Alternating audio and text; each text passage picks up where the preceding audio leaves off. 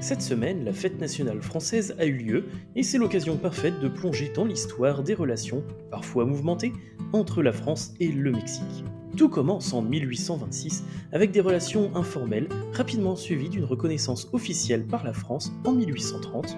Mais en 1838, un incident étonnant éclate, la guerre des pâtisseries. Un boulanger français victime de pillage durant l'indépendance mexicaine n'est pas remboursé par l'État. La France réagit en envoyant une armada bloquer le port de Veracruz. Le Mexique accepte finalement de verser 600 000 pesos, une somme qu'il ne paiera jamais.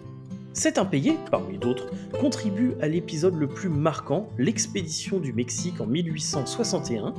Napoléon III lance cette intervention militaire, d'abord pour le recouvrement de dettes, mais avec l'ambition secrète d'établir un empire mexicain. C'est ainsi que Maximilien Ier d'Autriche est placé sur le trône. Cependant, cette tentative de monarchie européenne en Amérique latine se solde par un échec cuisant. Face à une forte résistance mexicaine et aux pressions des États-Unis, les troupes françaises sont retirées en 1867 et Maximilien est exécuté. Après cette période tumultueuse, les relations s'améliorent considérablement.